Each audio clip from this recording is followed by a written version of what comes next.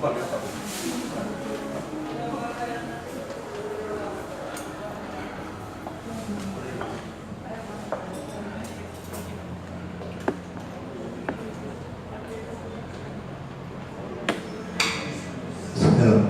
acknowledge the presence of our guest of honor, Bishop Nilo Tayag, our National Founding Chairman, together with Brother Kabalu, our Regional Chairman for the AARMM. And we have one head of our social media affairs. Kasi ngayon, mas mabilis sa social media kaysa sa mga mainstream media na yan. Yung mainstream media, kung hindi nila gusto na ng balita, hindi nila ipabalita. So sa social media na tayo ngayon, Facebook, ito yung in-charge, si kasamang Nilo Tayag natin. Morning. Kasama kami nito noon pa. Nung ginawa natin ang First World Initiative, yung National Transformation, siya na itong nagpo-cover. So live tayo nakikita tayo yung ginagawa natin. Live yan, live. So, bawal matulog bawal matulog. Live tayo. Okay, so nakapag-snap na ba lahat? Okay na? Si Noreen? Mayroon na kami? Okay na? Pangayon iba?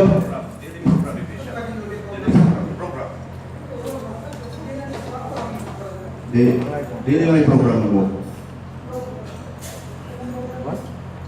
Ako saan? Kaya si Rosco.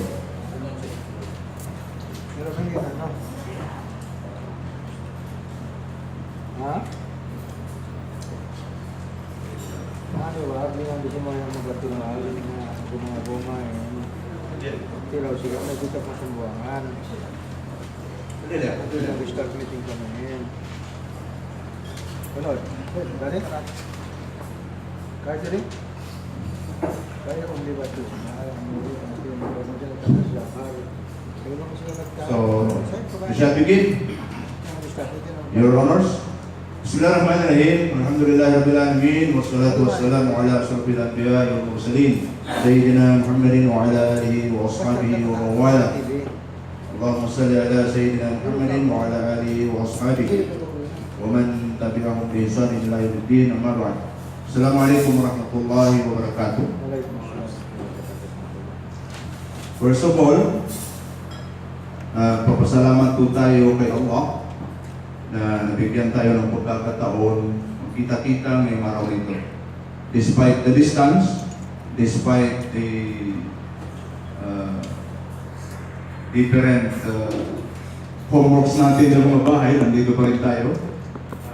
With that, kami po ay nagpapasalamat sa inyo na palakpakan natin mga sarili natin. Hindi po biro ang mag-travel from Tawi-tawi, from Sulu, likewise from Basilan, pero nandito po tayo. Why? Because of our concern.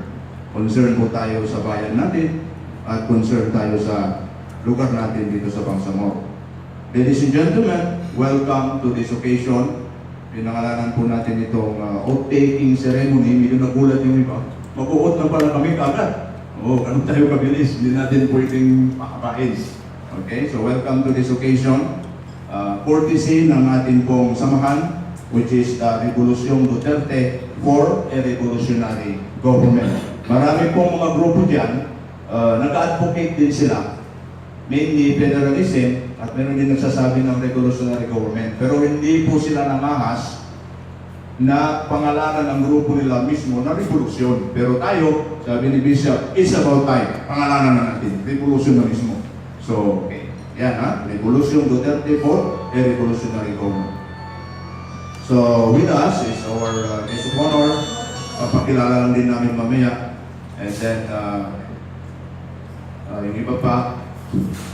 But anyway, to start the day, may I call Imam Faisal Dawami, our Vice Chairman for Ulo, Municipality, Sulu for Education. Please stand up. Support. Timindok kita nyukatan serta doa Allah Subhanahu wa Ta'ala ni mabantu pun bulan salamat pun adlaw ini sambil padutungod imaksud pay karayaw Alhamdulillah, isang ganado in dua lima natin. Cebuana. A'udzu billahi minasyaitonir rajim. Bismillahirrahmanirrahim. Wa qala rabbukum ud'uni astajib lakum. Alhamdulillahi rabbil alamin. Wal 'aqibatu lil muttaqin. Wassalatu wassalamu ala asyrafil anbiya'i wal mursalin wa ala alihi wa ashabihi ajma'in. Allahumma salli ala sayyidina Muhammadin ya dzal jalali wal ikram. Allahumma rahmatan wa nikmatan wa hidayatan wa taufiqi ilal hajat wa ilal maqsud wa salamatan ya Allah. Allahumma rabbana alaika tawakkalna wa ilaika anabna wa ilaika nasir. Rabbana la tuzigh qulubana ba'da idh hadaytana wa hab lana min ladunka rahmatan innaka antal wahhab. Rabbana ya Allah atina fid dunya hasanah wa bil akhirati hasanatan wa qina azabannar wa adkhilna jannata ma'al abrar ya aziz ya rabbal ya rabbal alamin. Alhamdulillahi rabbil alamin arrahmanir rahim maliki yaumiddin iyyaka na'budu wa iyyaka nasta'in ihdinas siratal mustaqim siratal ladzina an'amta 'alaihim ghairil maghdubi 'alaihim waladdallin amin. Subhana rabbika rabbil izzati amma yasifun wa salamun alal mursalin walhamdulillahi rabbil alamin. Support Imam Faisal, Nawami, Vice Chairman si Municipality of Pallong, Sulu Province. May I ask the Secretariat to please give me the attendance para sa recognition and acknowledgement ng ating participants. Pagbibigay po dito. So at this point, magbibigay po ako ng konting opening statement and i-acknowledge ko po ang bawat isa para makilala ni Bishop. And the other guy, si Kabalu, ating pong Regional Vice Chairman ng REBOLUSYONG. Una po sa lahat, ang tanong ay bakit tayo nandito? Katanong to katana. Bakit tayo nandito? May tayo yari at gawin.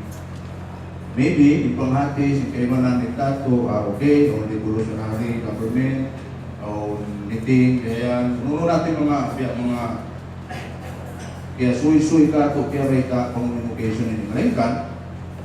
Ako din ang mga nakula reason. There are big reasons why we are here. Number one, as what I've said in my preliminaries a while ago, kailangan natin makialam. Kailangan natin makilahok. Why? Because the political events in our country is very fast. Fast moving siya. Di natin alam, bukas, makalawa, nagbago na ang lahat. So we need to strengthen. Kailangan natin kaisa tungo sa isang direksyon. Sapagkat ang dami pong nag-isip. Ang daming nag-isip na minsan hindi kaaya-aya para sa atin, yung inisip nila para sa atin. Lalo na sa area ng Bangsamoro. Nandiyan ang issue ng BBL na inayawan ng karamihan dito sa atin sa BASULTA. Why? Kasi may mga nakikita tayong hindi angkop doon sa mga gusto natin. Nandiyan naman yung issue ng pagkakaroon natin ng federal set governance. So, tulad ng pinopose ng ating pong consultative committee na binuo ni Presidente, medyo hindi siya applicable kung yun ang sundin natin. Kasi ang gusto nila, magkaroon tayo ng napakaraming federal states, 18. Ang tanong is, paano susurvive kung maliit ang mga areas na yan? Whereas, ang proposal ng karamihan, like the MNLF, Tawa, or mismo si Presidente, accordingly, ang gusto niya ay 5 states lang kung magpe-federal tayo para malakas. Isang Mindanao, isang Visayas na federal state, at saka 3 ang Luzon. Kasi yung NCR, papagol naman kahit maliit yun, pero nandun na lahat ng pera, nandun sa kanila, infrastructure nandun. So they can stand as one federal state. 5. So lahat na po ng mga bagay-bagay na yan ay subject for deliberations pa, pinag-uusapan pa, etc. etc. Ang tanong, may panahon pa ba si Presidente? Okay? Nandiyan din po ang issue ng pananabotahe. Anyway, mamaya, nagagdagan ni Bishop yan, papaliwanan niya sa atin lahat. Meron pananabotahe po nangyayari. Una, sa ekonomiya natin. Bakit tumataas yung bilihin? Bakit tumataas yung gasolina? Na wala tayong control. Walang control ang gobyerno. Why? Because we know for the fact that Philippines is being controlled by some few oligarchs. Kontrolado po tayo ng mayayaman. Pero yun mo sa Manila, isang tao lang nagmamayari ng Meralco, isang pamilya lang yan. Kung gusto nilang magdagdag sige, wala tayong magawa. Sa isang araw lang po, pag sinabi nilang magdagdag ng 0.80 centavo, billion na po ang kikitain nila. Ganun nila nilalaro ang pera sa Pilipinas. Pero isang pamilya lang yun. Yung pong tubig doon sa Manila, yung SW, tawag dito, yung dalawang malaking nagmamayari ng concessioner ng tubig yan. Ganun din. Yung national grid po, yung ilaw natin, bakit halos buwan-buwan merong nakdak singil? Bakit? Yung national grid, yung nag-distribute ng ilaw, isang pamilya lang po nagpo-control. Yung national grid ay yung linya ng kuryente, from Luzon down to Basilan, down to Tawi-tawi, isa po na may-ari niyan. Binabayaran po natin. Yung generation ng power, pagkuha ng power, pag-transmit yan sa wiring na yan, papunta sa mga bahay natin, binabayaran po natin. Basahin niyo yung bill niyo sa Baselco, Sulenco, Samselco, Tawi, wala yan. May arrears, may kung ano. Pati PPA, dinacharge po sa atin. Kate, sabi ni Brother Ed. Di ba? So, nilalaro lang tayo ng mayayaman. Yan po ang nangyayari sa Pilipinas. Okay? Yan sa akin po ng pang-opening ko lang dito. Now, the question is, ano ba? Okay na sa atin? Yung ganun na lang? Or kikilos tayo? Hindi naman tayo kikilos na marakas. Pakiusap lang. Di ba? Gawin natin sa mahinahon na pamamaraan at ayon sa konstitusyon, ayon sa batas. Kasi ito pong gagawin natin, ito ay sinasabing direct democracy or people's initiative, kung ba? Diba? So guaranteed po yan. Binibigyan tayo ng tsansa ng ating saligang batas ng Philippine Constitution na pwede tayo makialam sa affair ng ating Estado sa pang-ekonomiya man o pang-politika. Okay? So without much ado, mamaya magkakaroon din po tayo ng open forum. Maybe we will ask from Basilan mga dalawang question, from Sulu, dalawa, from Tawi-tawi, dalawa. Pero relevant lang relevant to federalism, to REBCO issue, or other issues. Yung mga ibang tanong, huwag na muna. Okay? So, ipapakilala ko po, Your Honor, Bishop, ang ating delegado na nandito. So, una-una po ay pisahan ko sa probinsya ng Tawi-tawi. Pinakamalayo, no? Si kasamang, pasensya na ha, yung sulat kasi minsan hindi ko masyado mabasa. Ano ito? Maling? Hadil? Sapa-sapa. Okay, sapa-sapa. Palapakan natin. Omar Punti, Simunol, Municipality. Okay, very good. Andun siya. Haji Abdul Jalil Ibnu Hajil, Panglima Subala. Okay. Palapakan po natin. And then sunod po si Kadong Sharif, Sapa-sapa Municipality. As Nasir Daming, si Butu, Tawi-tawi. Okay. Ito ba yung Daming, Damang, I'm sorry. As Nasir Damang, si Butu. Okay, kaya utang na si Masjid Makdum. Si Monor, okay, sorry. Pero Sukarno, si Butu, Tawi-tawi. Tinanong sa likod, berapa ka natin? Kaalil? Hakibul. Yan ito. Okay? From Bungaw, Tawi-tawi. Capital town ng Tawi-tawi. Bungaw. And Zulfikar Tukahan, Talubas. Okay? And then Suwaili Asayli, si Tangkay, Tawi-tawi. Itong si Tangkay, ito yung bilis of the South. Sa labas. Ito yung bilis of the South, yung kwan po, ang means of transportation, Binta. Wala silang lupa doon. And of course, this contingent is headed by the provincial chairman, the former election supervisor ng Tawi-tawi, Haji Dulamri Duwalay, yung small boy doon. Guwapo. Small but terrible. Si Haji Jul, for your information, since 2009, kasama ko na yan. Since First World Philippines, kasama ko na po yan. So, nandiyan. Actually, hihingaw sa'yo. Sa nangyari kay Lorita. Tupak-tupak ng Brigadier Jul. Hihingaw. Nangyari ka. Nakakasakit yan, pero taas ang fever, nandito pa rin siya. At kasama sa contingent nila, yung ating provincial vice chairman, si Haji Muhammad Kanti. Sana siya yung mga. Yan. Okay. So, yun na siguro ang Tawi-tawi. Sunod po ay puntahan natin ang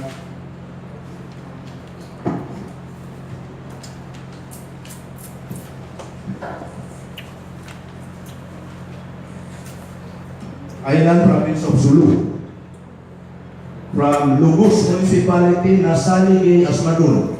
Ayun, sa dulo. Mga millennials, tawag yan. Mga millennials ba? O mga young blood, ha? Si Narsalina Faye Buklaw, Lugos Municipality. Okay. Si Adspar Tulkarnain, Omar Municipality. Okay. Murphy Isahak, Parang Municipality, Sulu. Imam Faisal Lawami, yung nagduwa sa atin, Polo Sulu. Matski Biste, Polo Sulu. Okay. Ano mo si Corporal Biste? Nakilala ko yun kasi... okay. Usap tayo mamaya kasi malaking utang na loob ko doon.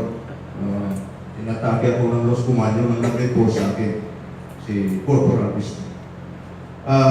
Janifa Akbar ng anong municipality ito? Umar Municipality. Yung mababit ko na napakaganda. Okay. Si former Chief Inspector Jose Gonzalez.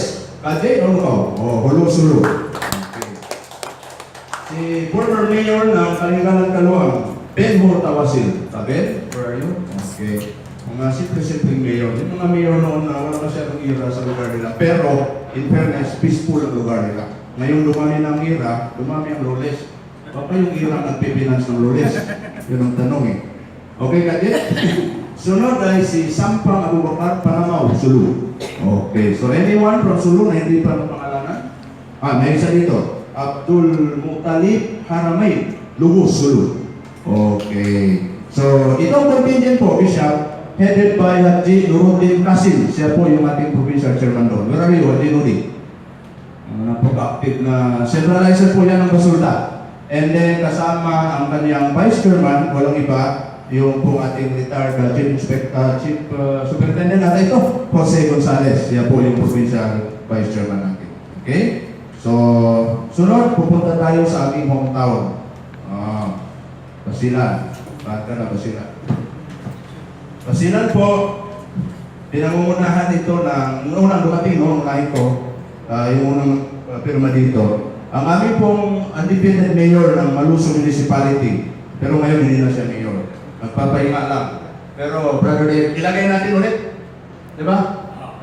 Ito mga mayor na ito yung mga noon, panahon nila, walang kira. Kontrolado nilang armas. Pero nung nag-retire na sila, ewan ko Bishop, tumaming armas doon sa amin. Mayor Omar Aron, Maluso, Alhats. Ang isang barangay councilor ng Mother Barangay ng Maluso, si Jafar Aron. Okay, Maluso Basilan. Yan namin pong Grand Imam ng First District ng Basilan. It so happen, pasensya na kayo, tatay ko. Imam Sattar Pallong Alhats, nandito po sa mga. Sabi niya, ayaw ko maiwan, sali niyo ako dyan. Ito yung mga old time na mga natitirang fighter noon ng MLF, inshallah.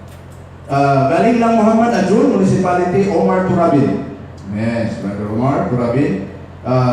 Tipo-tipo Municipality, Alto ng Heles. Saan ka na? Alto, okay. James Daniel, sa Bella City. Jamalul Habibun, sa Bella City. Bong Sarain, Tuburan Municipality. Abirin Jalil, Tuburan Municipality. And Muhaymin Sahi, Muhammad Ajul Municipality. Mayroon pa, hindi na pangalanan? Lingan na kayo. Okay, ito pong contingent ng Basilan ay pinangungunahan ng ating pong provincial chairman. Walang iba. Ito, Bishop, dati po itong commissioner ng National Commission of Muslim Filipinos. Natatapos lang ng term niya. So, anyway, kasama natin ito bakit? Noon pa, sa First World Philippine Initiative, si Commissioner James Daniel. Nandyan po sa unahan. Okay. Siya po ang ating provincial chairman sa Basilan ngayon. And then, siya yung nagdala ng contingent dito ngayon. And then, ang kanya pong vice chairman, walang iba yung amin pong media man. Ito yung nag-articulate ng ano natin. Kasi may sariling TV po ito eh. Sa Basilan, may sariling radyo ito. Si Honorable former board member Alto ng Heles. Siya po yung vice chairman natin. Okay? So, siguro lahat, napakilala ko na. Anyway, yung hindi nakasulat, by the way, ang amin pong BASULTA Core. Pakilala ko, no? Yung BASULTA Core Group. Una-una, ang ating pong former regional director ng Napolco, si Haji Namra. Haji Namra. Yan po ang haligi namin dito, kahit babae, halos siya yung dito. Siya ang boss namin, no? Siya ang boss namin. Okay, and then sunod dyan ay nandyan po yung aming isang kuya, si Kahamid Sariul. Walang pangalan mo dito Chairman ito ng pandemic. Nandyan din ang isang kuya namin, si Datu ng Pata Municipality. Basulta ko po yan. Si Haji Aksam Tadirul ng Omar Municipality. Okay, yan po yung core. No? Wala na? Wala na iba? Yung secretariat, of course, ano kayo? Upakilala kayo yung secretariat natin, tatlo. So yan po isa ang composition ng ating pong nandito ngayon. So without much ado, we'll proceed. Next program. At this point in time, ladies and gentlemen, makinig po tayo sa ating regional chairman ng AARMM. Sa kanyang mensahe, walang iba, ang napakasikat, no? Ngayon sikat pa rin, si Brother Mustapha Kabalu.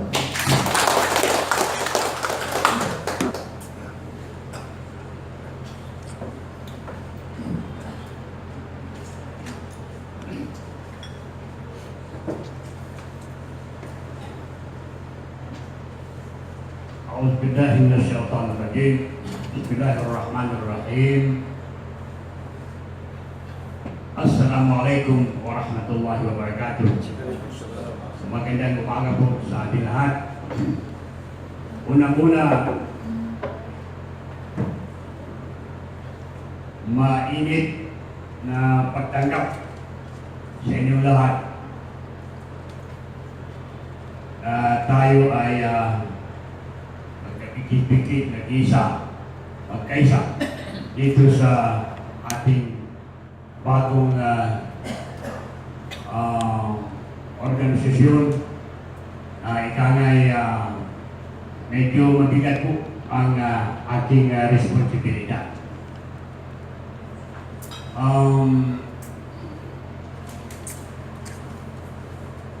Hindi ito ika nga organisasyon na gustong patalsikin ang administrasyon Duterte. Liwanagin po natin, we are supporting the administration of President Duterte, particularly on his campaign against illegal drugs, against corruption, against criminalities, and all forms of lawlessness in our society, both in the government and outside the government. Yan po yung pinaka-source ng ating mabigat na responsibility na ating pong tinatanggap kapag tayo na nga anytime today ay magiging na-official na po ang inyong pagsapit sa Revolution Duterte para sa revolutionary government.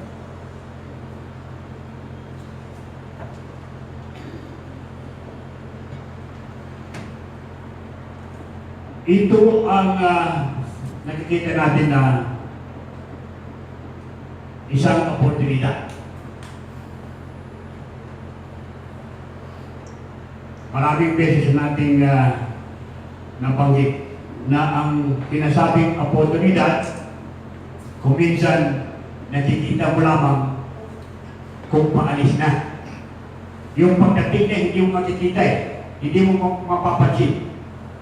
Pero pag alis na, yun, makita mo na. Ang masasabi mo, sayang. Sayang lumampas na hindi natin na nayari. So, yan ang opportunity.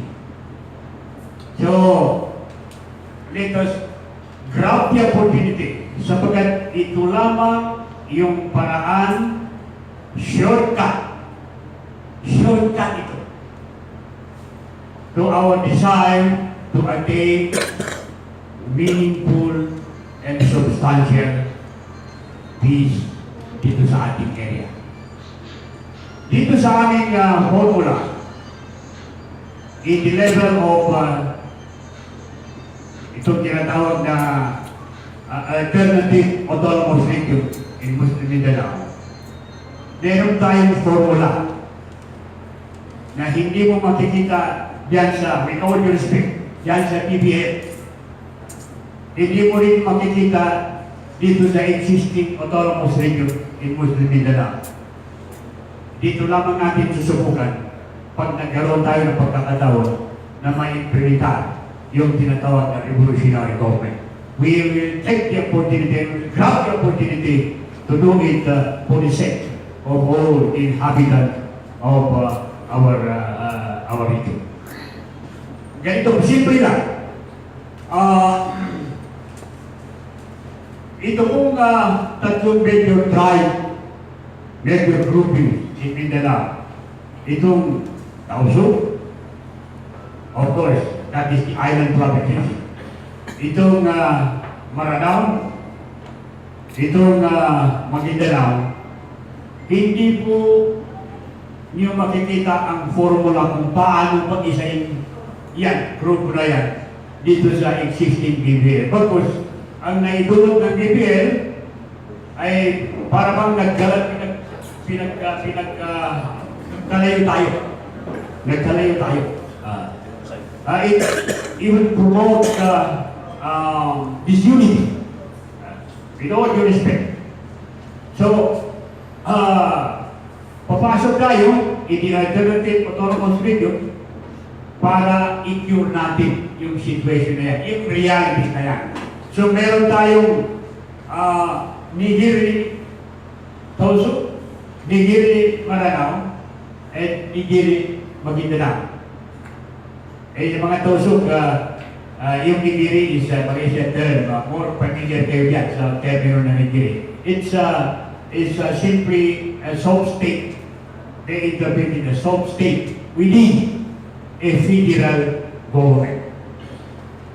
So with that as a formula, given all those privileges under that formula, I think we can now assume that we shall be able to maintain the harmony and unity and identity of the Muslim in Southern Philippines, including the Sulu archipelago.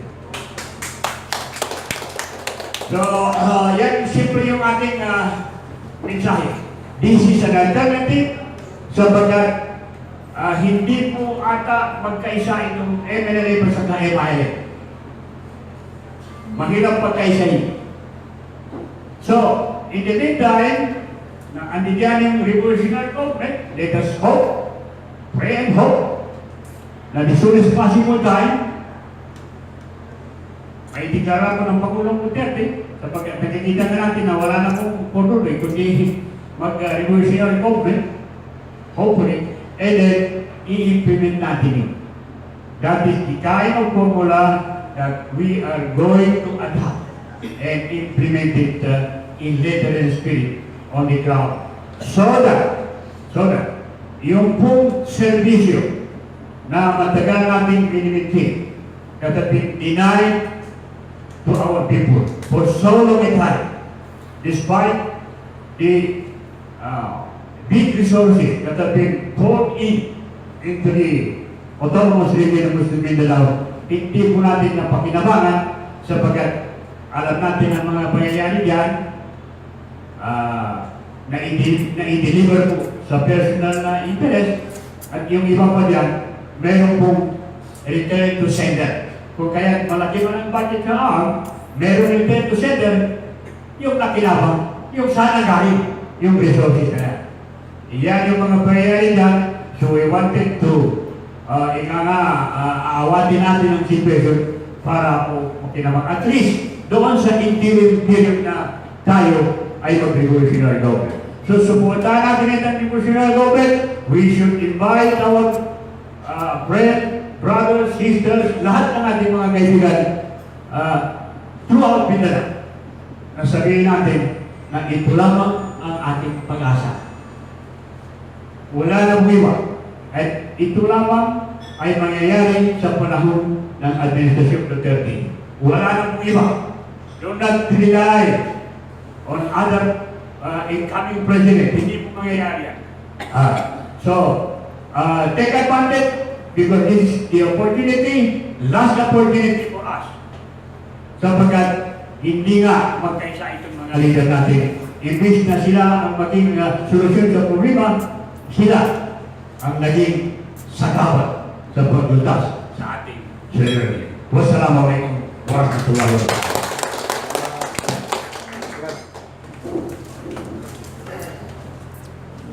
Waalaikumsalam warahmatullahi wabarakatuh. Thank you very much, Brother Ed Kabalu. Si Brother Ed ay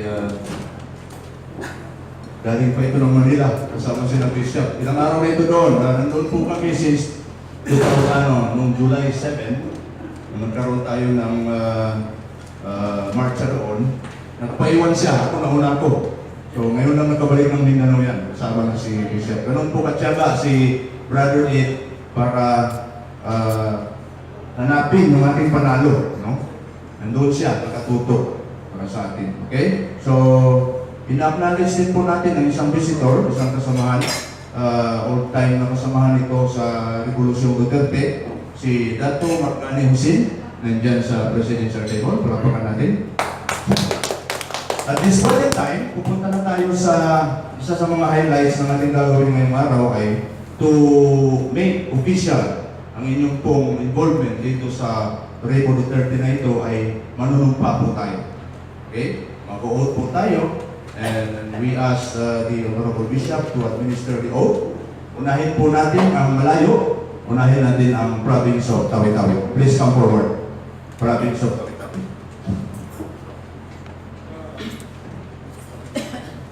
Tawi-tawi, saan ang mga taga-Tawi-tawi? Dito po tayo sa unahan. Isang linya lang ha, isang linya. Dito, ganyan.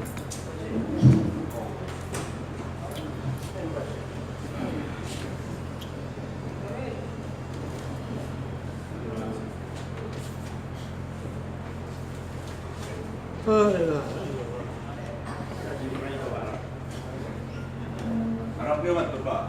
Audience niya.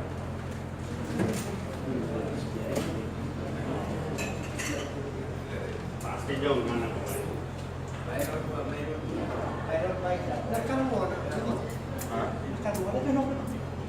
Provincia. Manunumpa sa tungkulin. Ako si pangalan ay talaga sa katungkulan bilang ay taimtim na nanunumpa nagagampanan ko ang aking kasalukuyang katungkulan sa ilalim ng alituntunin at adhikain ng Rebolusyong Duterte or Revolutionary Government. Aking itataguyod ang prinsipyo at adhikain na kinakatawan at ipaglalaban itong samahan sa ilalim ng paniniwala na ang bawat isa ay may mahalagang tungkulin at papel sa ating lipunan. Kasi halawa ako ng Diyos.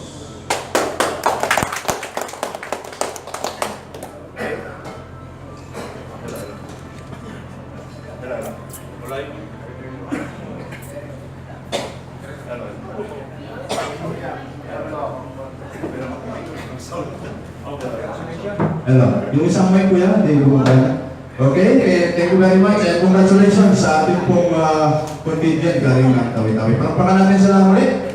Susunod po ay ang ating contingent from Sulu province. Please come over. May mga tausok yan. Ayun na. Taulupasok to eh. Kung tausok. Taulupasok.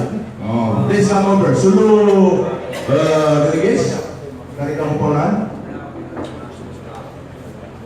Kamali, saan mo mga tausok? Subay, taulupasok. I think mas maganda rito kasi para makita yung kuwan nito. Okay. Dito na banda para makuha yung backdrop. Very good. Good suggestion from Commissioner. Very good suggestion. Wala makita idea and suggestion. Okay, kumana na. Kita ang isang mic po. Okay, kali ka mo. Maglaya. Maluman ka muna ng mayul. Maluman? Oo. Oo, maluman. Yan na.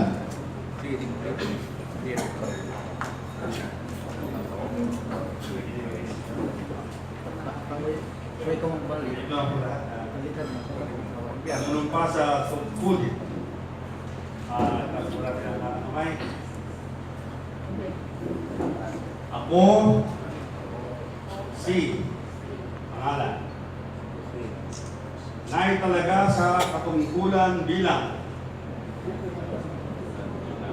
ay taimtim na nanunumpa.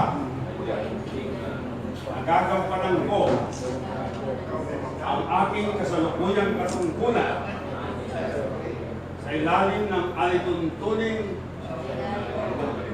at adhikain ng Rebolusyong Duterte for a Revolutionary Government. Aking itataguyod ang prinsipyo at adhikain na kinakatawan at ipinaglalaban itong samahan sa ilalim ng paniniwala na ang bawat isa ay may mahalagang tungkulin at papel sa ating lipunan. Kasihan nawa ako ng Diyos. Okay,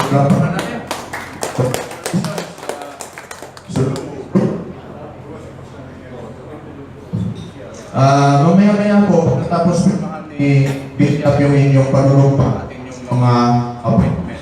I-distribute din po namin. Inshallah. Okay, thank you. Susunod na po ang grupo ng Basilan. So, Basilan Province? Ito ka mo po na Hello. Hindi maganda yung battery nito. Nakakumatanan, pero sila niyan. Anyway, nasa appointment nyo, naka-specify ng mga station niya dyan, ha? Yan sa panunumpa, ano na muna? Isahan lang.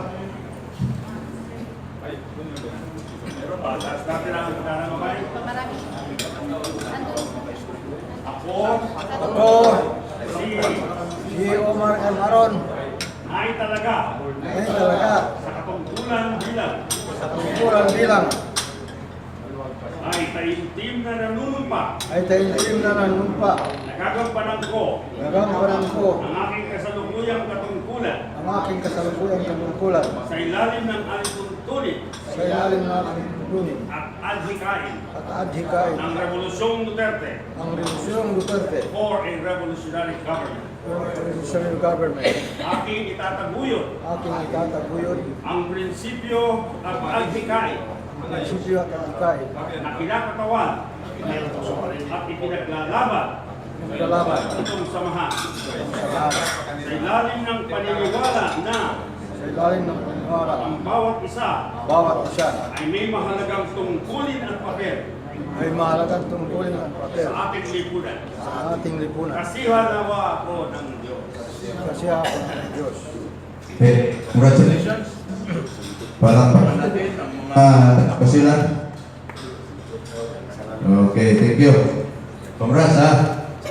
So, mamaya-maya po ay i-distribute din po namin yung inyong appointment at yung panunumpa. So, at this time, magsindikan po sa ating mga upat sa pagkatapos tayo sa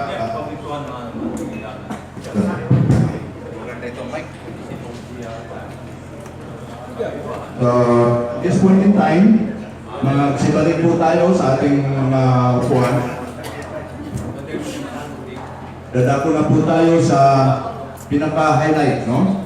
Itong ating gathering ngayong araw ay ang ating pong pakikinig sa mga detalye ng ating pong pagpaplano, ng ating pagsusulong, pagsusumikap na paano natin makamit itong sinasabi nating Revolusyong Duterte at Revolutionary Government. At this point in time, ladies and gentlemen, tinatawag po natin ang ating guest of honor, walang iba, ang ating pong National Founding Chairman ng Rebolusyong Duterte for Revolutionary Government. Please welcome for this inspirational message, Bishop Nilo Tayag.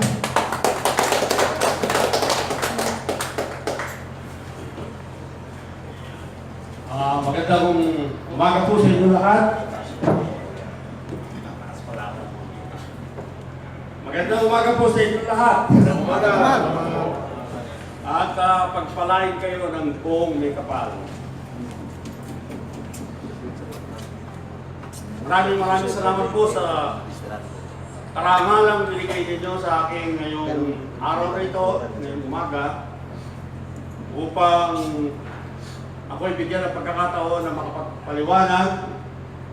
Kaya ang mababanggit ko lang po siguro mga pangalan ay ang mga nandito sa ating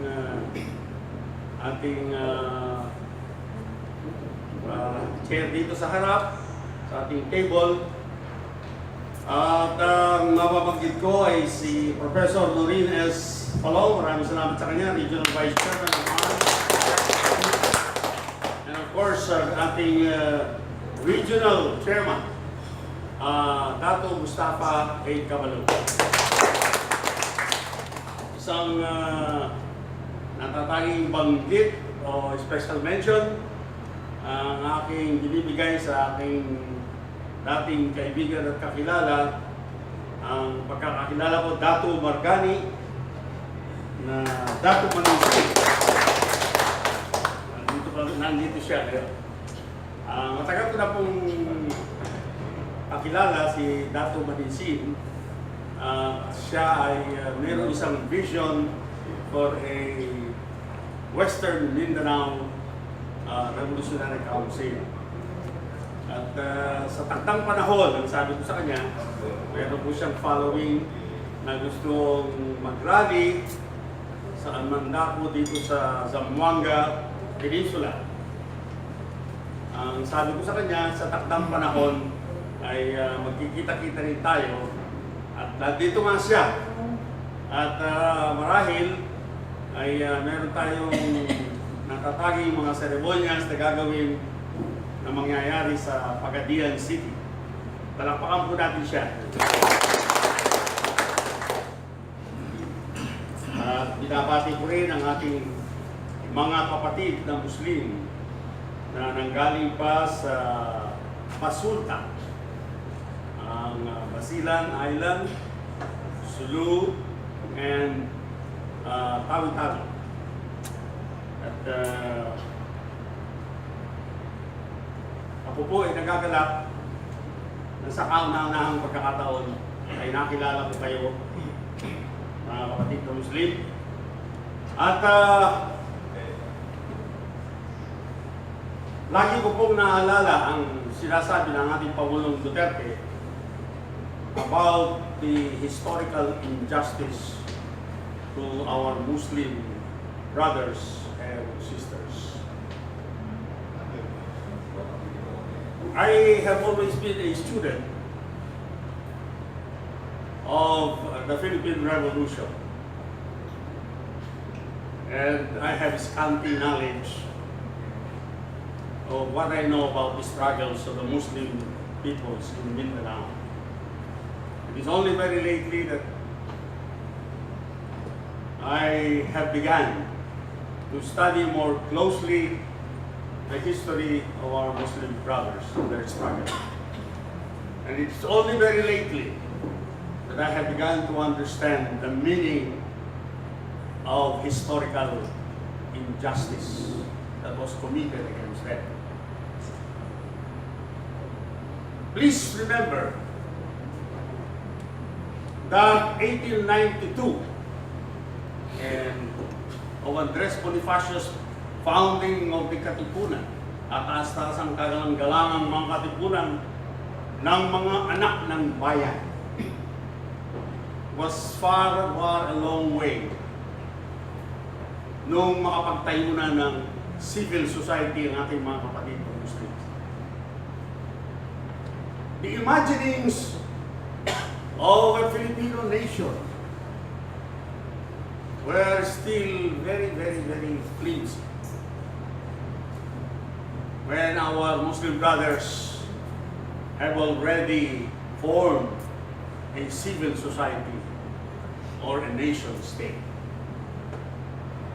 Kaya, ang nangyari sa Luzon at ibang mga bahagi, the resistance that met the conquistadores, Ruy Lopez de Legazpi and company, and Juan Salcedo, was felt strongly in Manila, where there were Muslim settlements.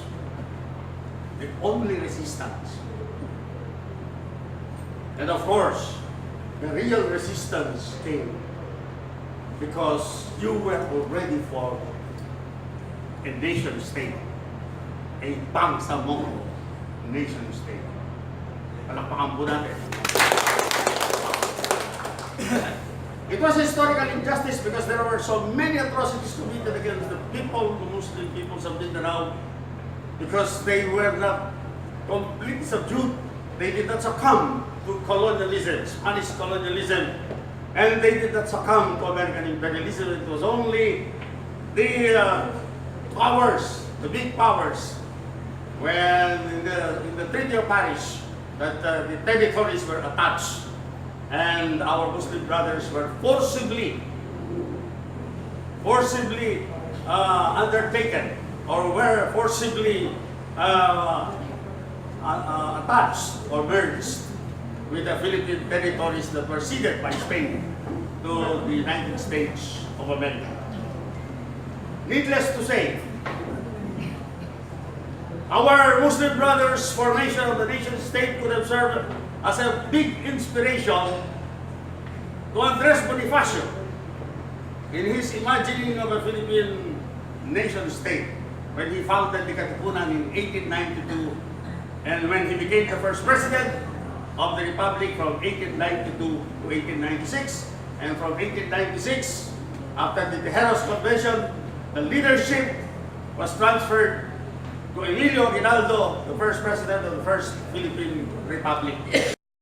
Katulad ninyo, hindi ko rin nagugustuhan ang salitang Moro at ang salitang Pilipino. Number one, in the case of Moro, it was a pejorative term used by the Spanish colonialists. Pejorative meaning verging on insult to the Muslim peoples. The word Filipino also has become pejorative. Why? Because the country has been named after a very cruel King Philip of Spain II. Many countries have already changed their names from Sri Lanka, from Ceylon to Sri Lanka, Burma to Myanmar, and the Belgian Congo to Zimbabwe, and many other countries in Africa and Asia. It was indeed unfortunate that President Marcos, during the height of his power, martial law, he could have changed the creed to change the name Philippines into Maharlika, the People's Republic of Maharlika. Palakpakan po natin. Hopefully, with the coming of this revolutionary government, we will be able to correct those pejorative terms in our society. But be that as it may, the word Moro was given a new meaning and a respectable existence in the formation of the MNLF and in the formation of the Muslim Moro Islamic Liberation Front, MILF. There is a saying that turn a bad thing into a good thing. Gawin daw nating mabuti ang isang masamang bagay. That is what happened. Mga estudyante pa kami sa UP, sa University of the Philippines, magkasama kami ni Chairman Nur Miswari, nag-uusap kami. We were talking about the national question. We were talking about national self-determination. We were talking of the nation's that were taken over by Stalin to become parts of the USSR, the Union of Soviet Socialist Republics. And we came to the conclusion that what else are we, what other name? The question of nomenclature is not really a problem, but will be overtaken by events in history if we tarry and discuss endlessly whether we should use Moro or any other name. So even the Moro Islamic Liberation Front used the word Moro to describe the entire Muslim population of Mindanao. Palakpakan po natin ang revolusyon. Ang ibig sabihin ito ay mayroong overthrowing, pagpapabagsak, pagpapilapon, at pagpapaalis, or to remove the present ruling elite, the present ruling powers in our country, and replacing them with those erstwhile exploited Muslim peoples. Kahit na kayo, dalawang susun ang pagsasamantala sa inyo, katulad din ng ating mga Christian Filipinos. Why? Tayo ay pinagsasamantalahan ng mga trapo o mga traditional politicians. Sa ibabaw nila ay nagpapagalaw ang mga oligarko, the oligarchs. Sino ang mga oligarko? Only 50 families control 85% of the wealth of our country. That is one big argument for a revolutionary government. Because the extirpation or the removal and the expulsion of the oligarchs can only be done through a revolutionary government and not by any other means. I will answer that question. Why? It is a revolutionary government. So you will understand that the word revolution came from rev, a 360-degree turn in mechanics.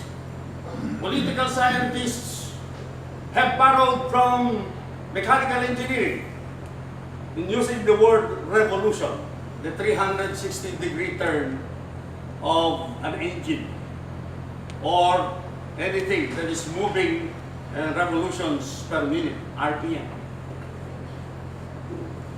But are you saying that we'll be moving around in circles, making 360-degree turns? No. The real mechanical concept of a revolution is a spiral. Moving, expanding, and it is moving upwards, and there is progression. That is the proper analogy and the proper comparison between the revolution in mechanical engineering and a revolution in our society. It's an upward movement, meaning a progressive movement. Okay. EDSA 1 was not a revolution because a part of the elite, Marcos, was captured and kidnapped by the Americans to be replaced by another clique in the ruling class of the elite. EDSA 2, they removed ERA to be replaced by GMA. Did we have a leader coming from below? Mula sa ibaba? From the masses? Did it improve the condition of the masses? And therefore, it does not qualify to become a revolution. Number 3, EDSA 3. It was a movement of the Arab forces to remove GMA, a sitting president. It did not succeed because it did not have the support of the armed forces of the Philippines and the Philippine National Police. But again, it was a conflict between one set of the elite against another set of the elite. And they are all part of what we call trapo or traditional politics. Mula kay Aguinaldo hanggang kay Aquino III is a good 120 years of exploitation by the trapos. After Bonifacio was toppled down in 1896 from power in the Tejeros Convention, the Ilustrados who were later on named the Strapos gained ascendance into power. And from 1896 up to 2016, mga kasama, mga kaibigan, mga kapatid ko, mga Muslim, walang pagbabago sa kalagayan ng masa ng sambayan ng Pilipino. Maging ang mga kapatid nating mga Muslim ay biktima ng mga trapo. Binibiktima na tayo ng mga oligarko dito sa itaas. Binibiktima pa tayo ng mga trapo. Lahat ng mga biyayang galing sa gobyerno ay hindi na pupunta sa masa ng sambayanan ng ating Muslim na kapatid, kundi pumupunta sa mga bulsa ng mga trapo. Kailangan itong alternative autonomous region of Muslim Mindanao ay kailangan natin gamitin upang wakasan na natin ang paghahari ng mga trapo sa ating bansa. This is a historic day because we are launching BASULTA, which is a big part of what we call the alternative arm. Bakit alternative? Because we are not only reinstating, we are not supporting the existing arm as it is constituted, because we are inserting a provision that henceforth the new alternative arm will never tolerate the existence of traditional politics and traditional politicians. That is the historic significance of today. After Aquino III, lumitaw ang isang Duterte. Si Duterte ay bahagi rin ng mga trapo. Ang tatay niya ay inappoint ni Marcos as General Services Secretary. Ang tatay niya ay naging gobernador ng Greater Davao, ang Davao del Norte, Davao del Sur, Davao Oriental, at saka Watis daw, Compostela Valley. Ang ibig sabihin, trapo din ito si Duterte. Bakit na? Revolusyon Duterte. Bakit pinapangalan natin kay Duterte? Bakamat si Duterte ay galing sa uring trapo, nagkaroon siya ng damdamin, nagkaroon siya ng diwa, nagkaroon siya ng damdamin bilang isang tunay na makabayan.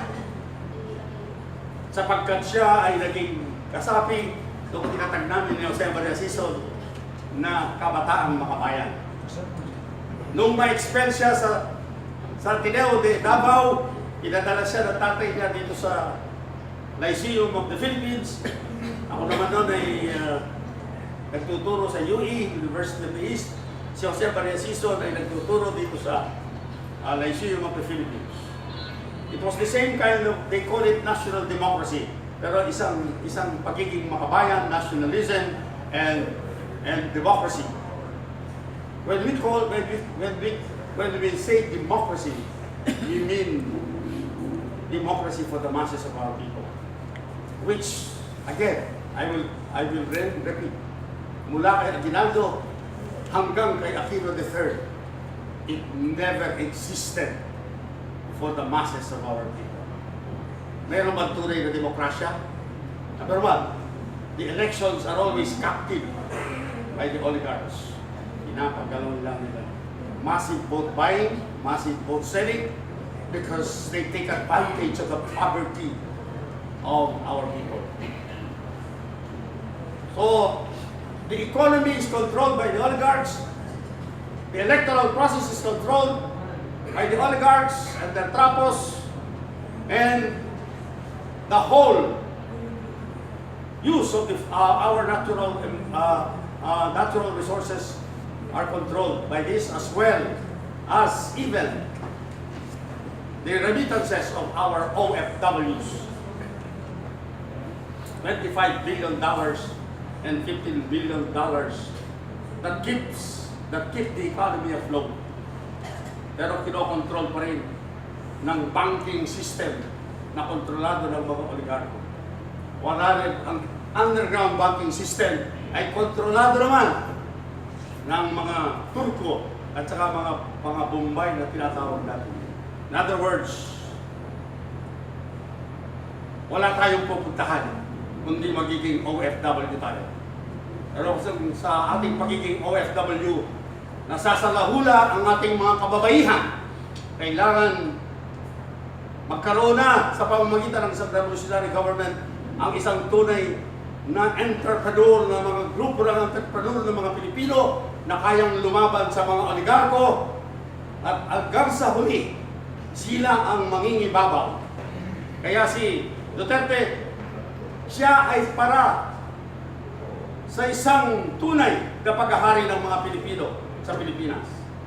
The supreme value being carried by Duterte in his persona is the Filipino family, the Filipino youth, ang sabi niya. In other words, kung yan ang supreme value ni Duterte, at sinasabi niyang, if you destroy the Filipino family, if you destroy the Filipino youth, I will kill you. That is the expression of the supreme value embodied in the ideology that is guiding our revolutionary government, which is none other, for want of a better term, Philippinism, for the interest of the entire Filipino people. Na tayo ang hari sa sariling bayan, na tayo ang nagmamay-ari, hindi tayo padidikta ng sino pa mga dayuhan, at tayo ang may-ari sa ating likas na kayamanan at saka sa ating kabuhayan, at tayo ay magkakaisa sa pamamagitan ng isang ideolohiya. Ano man ang ating relihiyon, Kristiyano man o Muslim, tayo ay magkakaisa para sa buhay natin ng isang matatag at maunlad na bansang Pilipino. Si Duterte ay tumalikod sa kanyang uri. In French, in the French language, we call it déclassé, from the word class.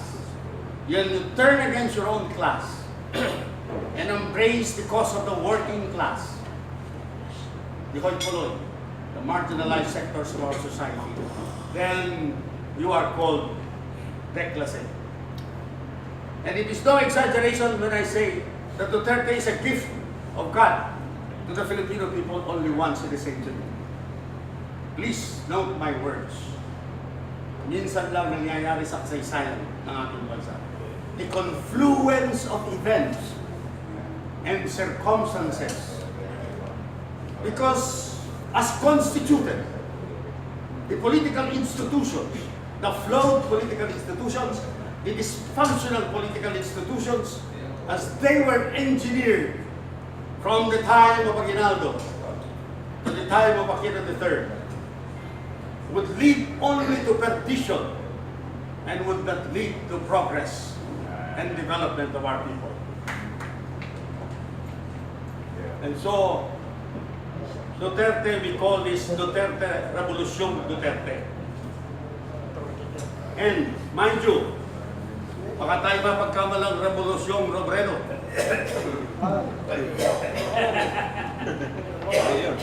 It should be very clear.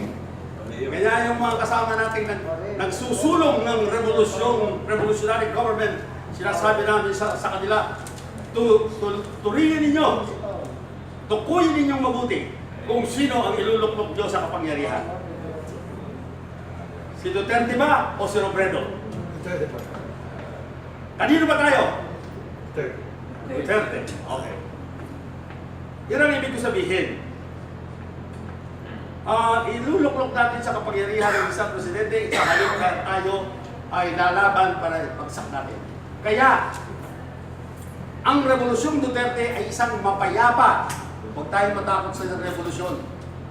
Ang sinasabi lamang ng salitang revolusyon, it's a 360-degree turn, moving upwards.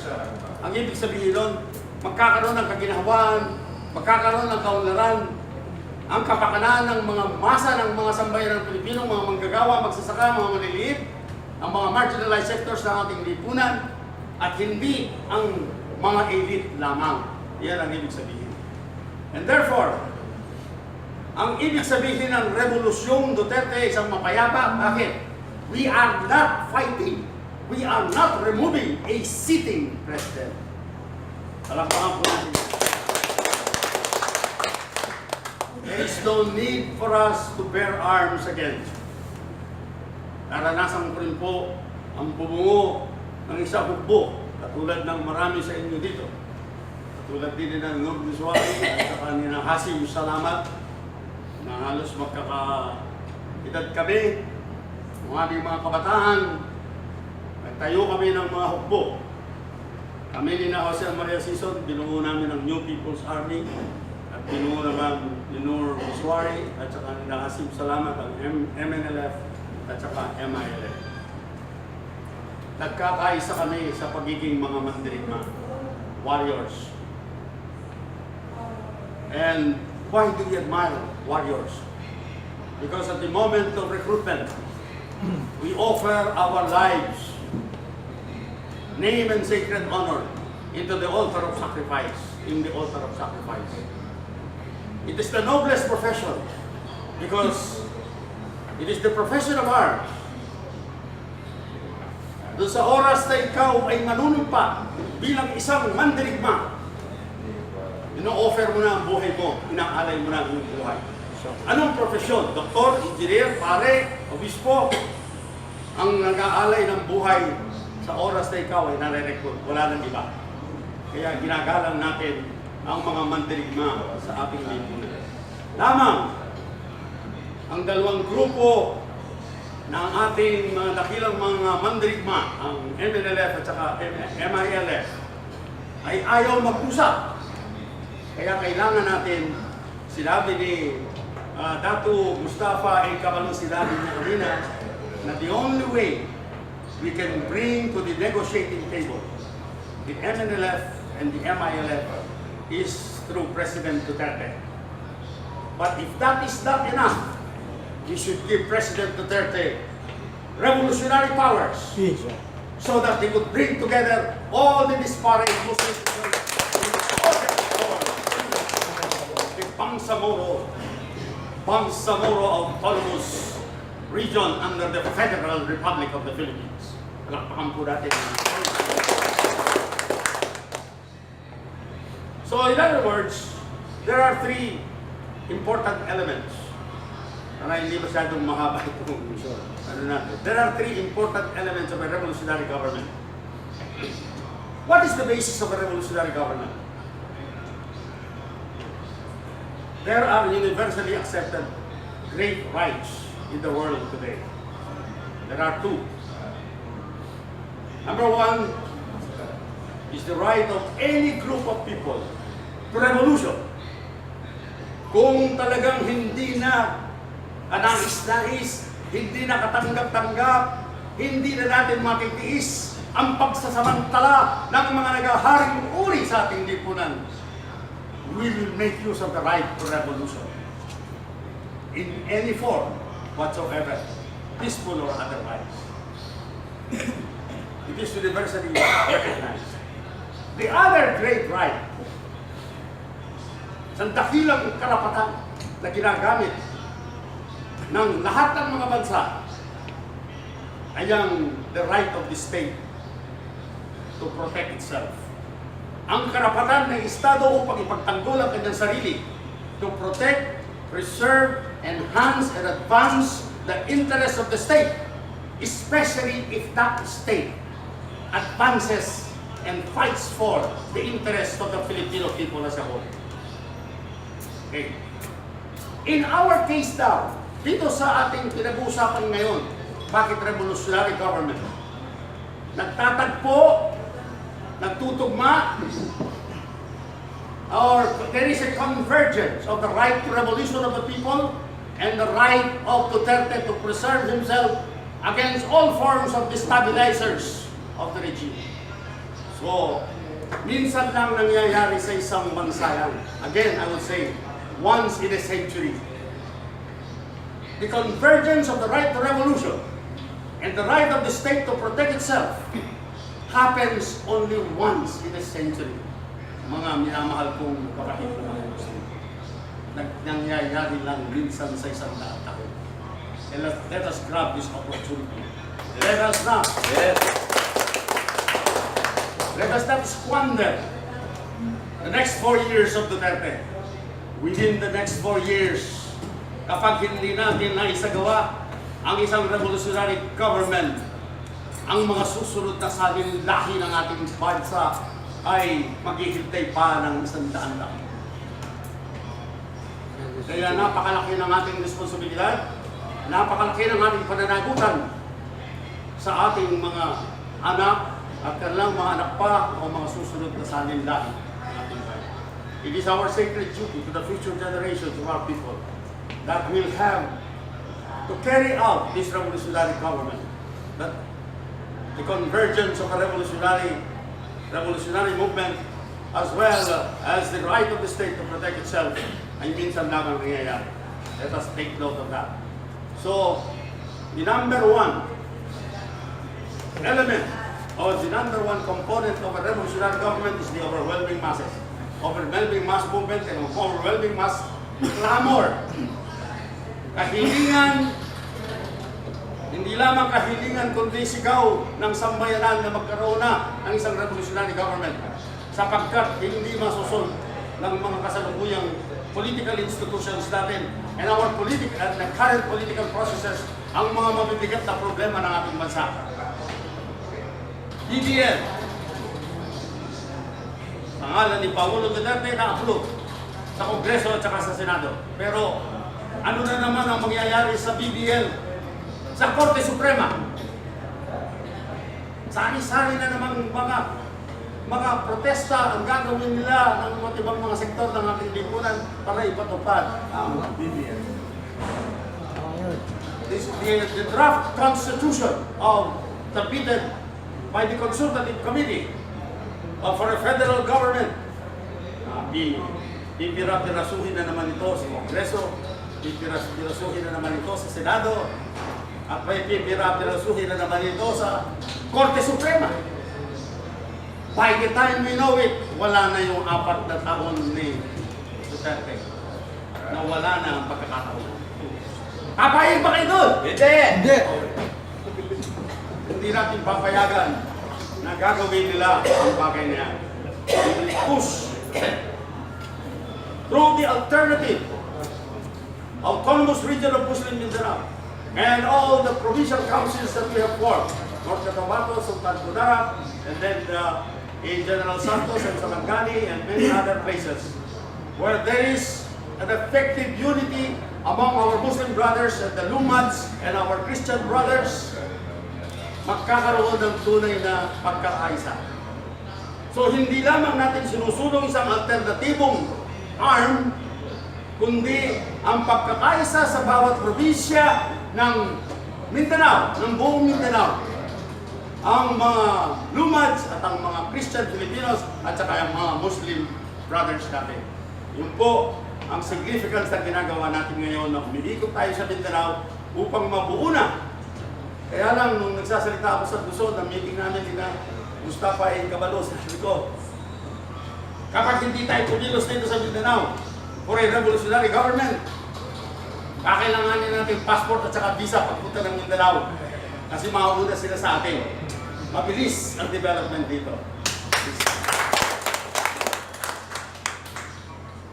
So the second component of a revolutionary government is a military component. Sasabihin ng marami, o saan ninyo kukunin ang military component ninyo? Meron ba kayong sizable following sa loob ng AFP? Meron ba kayong following sa loob ng PNP? Saan nyo kukunin nyo? Hindi man lang ninyo na itatanong yung Filipino ideology ay pinalecture sa akin ni Pangulong Marcos nung ako ay pumunta sa kanya. After imprisoning me for 11 years, tinulungan ko ni Marcos for 11 years. Nagpunta pa ako sa Malacanang without an appointment. I wish to see the President. Hindi na ako pumasok. Kaya galing ko lang mga ilang days lang ako. Galing, kalalaya ko lamang sa Muntinlupa, National Believed Prison. Or the crime of rebellion and subversion. Sabi ko, Mr. President, you will never defeat the New People's Army. Sumayabang pa ako. Why? Mayabang yung dalit ko eh. Mr. President, you will never defeat the New People's Army. Why? Because they know what they're living for, they know what they're fighting for, and they know what they're dying for. While your soldiers, sabi ko, they know how to fight for their salaries and for their allowances and for their uniforms and equipment. That is the difference, Mr. President.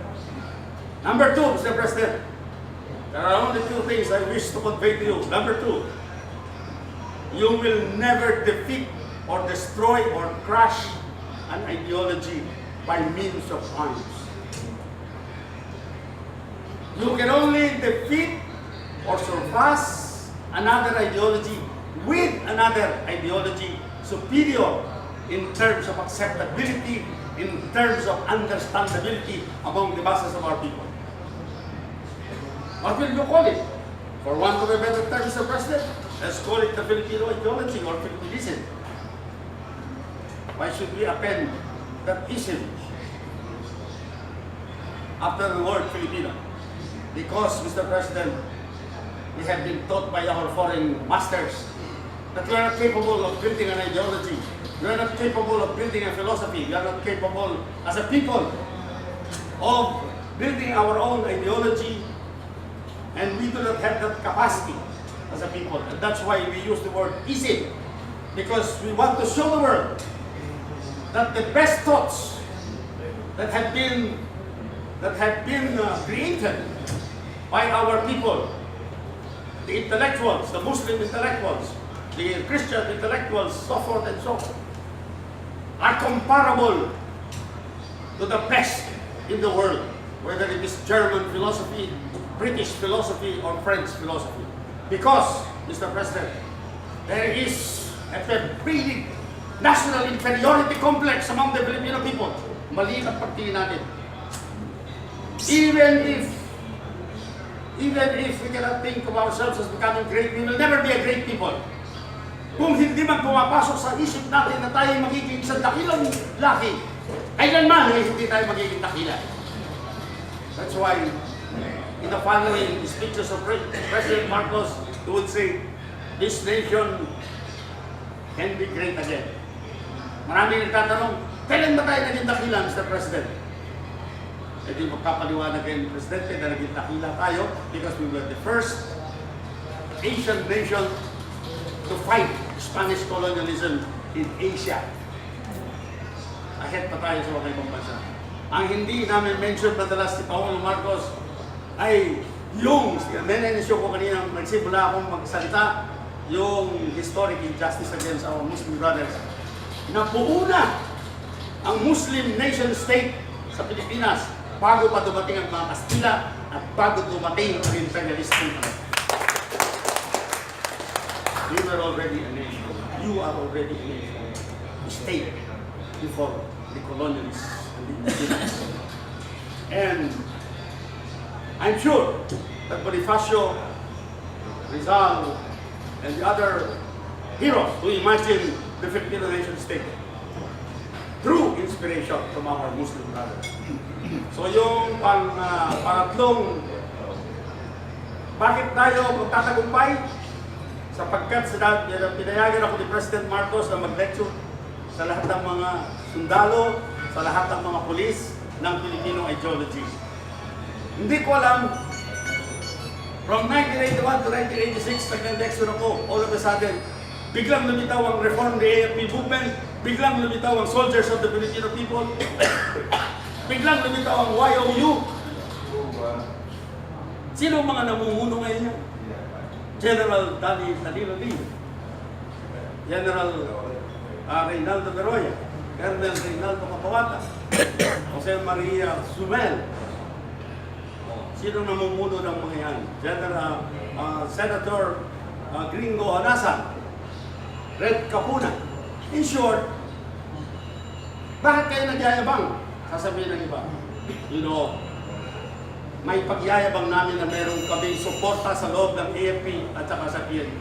Meron na rin kaming suporta na manggagaling sa mga NPA at saka sa ating mga Muslim na brothers, kahit na sa hanay ng mga MNLF, kahit na sa hanay ng MILF, ay maaari tayong makakuha ng suporta for a revolutionary government. Digong will no longer be called Commander-in-Chief of the Armed Forces of the Philippines. He will be known as Commander-in-Chief of all the Armed Forces of the Philippines. Of all the Armed Forces of the Philippines. Ito ang magiging suporta natin. Kasama na ang suporta na tinatawag nating mga guardians na bumibilang ng 8 milyon, ang mga Marcos loyalist na lecturer natin ng Pilipino ideology na bumibilang ng 7 milyon. Yung pa lang. Tapos, yung Muslim people, if we can unite the Muslim people, who number around more than 5 million in our country, with that alone, 5, 6, 7, 8, can we not declare? Ang huling bahagi ito, ano ang mga elemento ng third component, the political component? Ano yung ibig sabihin ng political component? An alternative local government unit mula sa region, papunta sa probinsya, papunta sa lungsod, papunta sa municipality, papunta sa barangay. Hinahangaan ko ang mga organizers, ating mga Muslim brothers, sapagkat nakapagtatag na sila ng mga chapters sa North Cotabato, Sultan Kudarat, saka sa Maguindanao, down to the barangay level. At the moment a revolutionary government is declared, we will just move peacefully to the capital. We will just move peacefully to the city hall. We will just move peacefully to the municipal hall. We will just move peacefully to all the barangay halls. Provided yung mga ilalagay natin doon are qualified under the 3C, committed to the ideology and revolution, and the revolution DUTERTE and the revolutionary government. Committed. The other C, they are clean of any illegal drugs, corruption, and criminality. The other C is that they have a certain level of competence that they can manage and administer the affairs of the state at whatever level. That is what we are doing now. The other element of a political component of a revolutionary government is the alternative judiciary. Ang sabi ng iba, magkakaroon ng chaos, magkakaroon ng disorder kapag inalis natin ang lahat ng mga judges at saka mga justices mula sa Supreme Court hanggang sa. Because theoretically, a revolutionary government declares all government positions vacant. Okay. Pero meron tayong transitional government in the sense na yung lahat ng mga magagaling na abogado, practicing lawyers, yung lahat ng mga committed sa atin at mga competent at saka mga malilinis ang kanilang mga record ay nakahandang pumalit sa mga tiwaling mga justices, mga tiwaling mga judges down to the municipal level.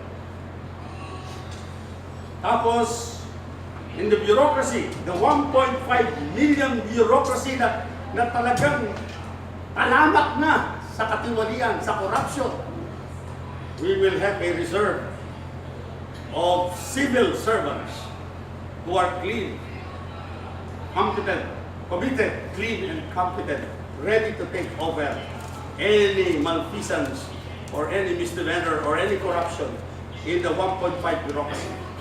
Hindi natin aalis ang mga yan. Magkakaroon ng chaos and disorder, kundi in a systematic way, they will be replaced systematically. And the only hindrance to President Duterte is the civil service law and the CESO. Yung ginawang CESO ni Marcos para ma-improve yung public service ay ginawa pang kanlungan, ginawa pang dahilan ng mga nais na manatili sa burokrasya upang magsamantala sila sa corruption ay ang CESO. Yan ay hindi tayo patatali na kamay sa hindi patatali ang kamay ni Duterte sa pagpapalit dito sa mga tao dito.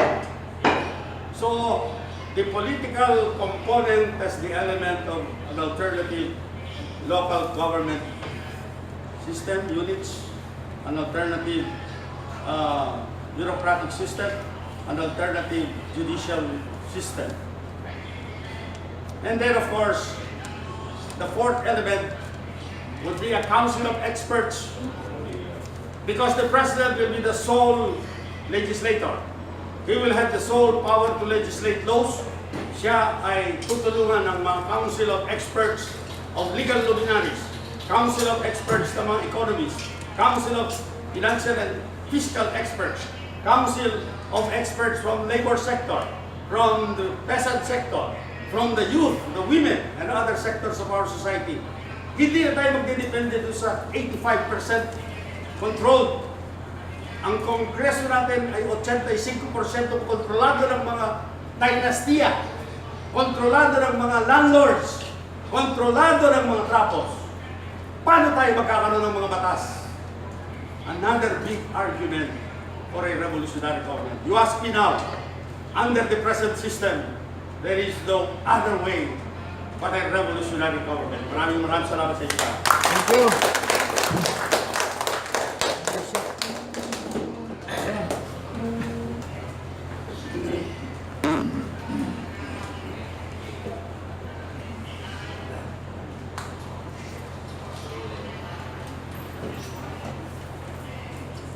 Meron ba tayo? Ano, si Noreen? Break muna tayo. Should we take the opportunity to exploit this situation? I think. Pati ko na? Wala na, nalobat na yung... Labat na. Di ba? Wala. Lakasan na lang. Lobat na talaga yan, hindi na. Lakasan na lang. Naubos Oh, na yun. total. Nandito. Mic test. Meron pa. Okay, so maraming salamat sa mensahe sa inyong mensahe po. Aming paglalanggalang National Founding Chairman, Bishop Nilo Tayag. Muli, bravo. At this point in time, magkakaroon tayo ng konting oras para sa ating pong mga katanungan. Ano po? Kung may mga hindi naliwanag doon sa or mayroong mga po na hindi nasabi si Bishop Tayag ay pwede po natin tanong. Nakalagay po dito sa programa po natin, pwede tayo magtanong tungkol sa mga issues and concerns dito lamang, no? Sa usapin ng revolutionary government or maybe federalismo or maybe yung issue ng charter change. Yan po, huwag na muna tayo magtanong ng kung ano mga ibang bagay. Kasi para hindi tayo mawawala, ano? Para hindi po tayo malilihis doon sa ating purpose. Okay, so this point in time, ladies and gentlemen, sino matapang? Kasi ang mauuna daw, yun ang pinakamatapang. Sino ang unang matapang na magtatanong? Honorable Founding Chairman is ready to answer any questions, no? Anyone? Si Commissioner, baka meron kang gustong itanong, tawagin na kita mo na alam ko, ikaw pa. Bismillahirrahmanirrahim.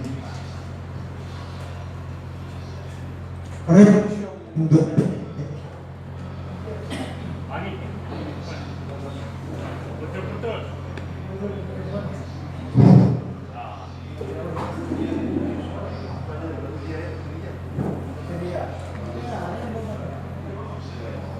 Rebolusyong Duterte.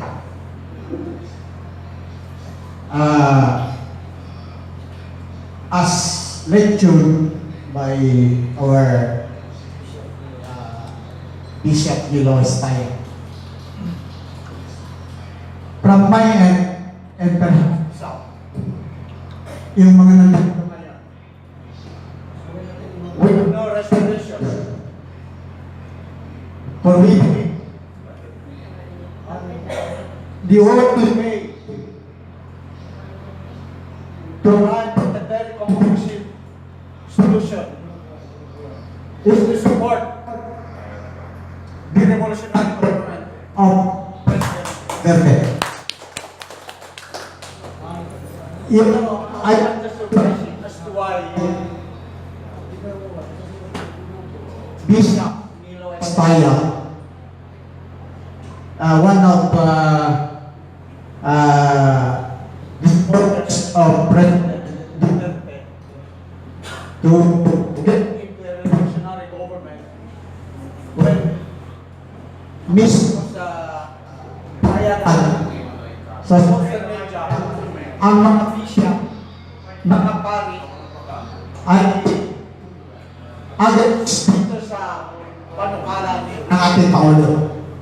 Ngunit nung narinig ko, ayon sa map, sapagkat may mga pari din pala na supporter at founder pa ng revolutionary government. From our delegates from Basilan, through me and my boss, Governor, we will be always supporting in all the undertaking of the revolutionary government of President Duterte. Thank you very much. Malagot namin tinatanggap ang pagsuporta ng ang pagsuporta ng kapatid nating Muslim sa Basilan. Palakpakan po natin sila. Nais ko lang po paliwanag sa kanila na hindi lamang Catholic Bishops' Conference of the Philippines, kahit sa hanay din ng Catholic Bishops' Conference of the Philippines ay merong mga tumitiwalag sa kanila na hindi sumusuporta dito sa paglaban kay President Duterte. Pangalawa, meron po tayong mga association of National Council of Churches of the Philippines na kung saan napapabilang ang aking simbahan. Ang aking simbahan po ay isang revolutionary church. It was founded because it was in favor of the Philippinization of the parishes, ang mga parokya. Ang mga parokya po natin noon ay tinokontrol ng mga Spanish friars. Ang mga Spanish friars po, sa ilalim ng batas ng simbahan, itong mga tinatawag nating regulars o members ng religious corporations katulad ng Jesuits, katulad ng Dominicans, katulad ng Franciscans, they are not supposed to administer parishes o mga parokya. It is the secular priests. Ang nangyari, napakaraming mga secular priests ng mga Pilipino na nag-graduate sa mga seminaries. Natakot ang Spanish government na ang isang Pilipino, si Father Jose Burgos, ay naging auxiliary bishop na ng Maynila. Just to prove to the maligners of the Filipino race that we are equal if not superior even to the Spanish friars. Jose Burgos studied for a triple doctorate in philosophy, divinity, and theology at the University of Santo Tomas. Just seceded, separated out of the Roman Catholic Church in order to form the Anglican Church, the Philippine National Independent Church, independent of Rome and independent of the Spanish friars. This is the history of the church to which I belong. Kaya medyo nagtataka kayo kung bakit kalmo, hindi ako kasama doon sa Catholic Bishops' Conference of the Philippines. Well, that explains it. But even that, maraming mga protestanteng mga pastor at mga ministers who are supporting President Duterte. Okay, thank you very much. Sunod? May mga katanungan from Tawi-tawi? Anyone? Mga clarifications, ganon. Sulu? Wala ba? Parang satisfied lahat. Ang ibig lang sabihin, kung wala tayong katanungan, intindihan natin lahat. Okay? Di ba? So, ang maliwanag lang naman po dito ay ibalik natin. Ay, kay Commissioner. Itong pag-aim natin ng revolutionary government, may time frame ba kung hanggang saan? At if ever, itong aim natin for a revolutionary government, with that time frame set, ano mangyayari in between that and after that?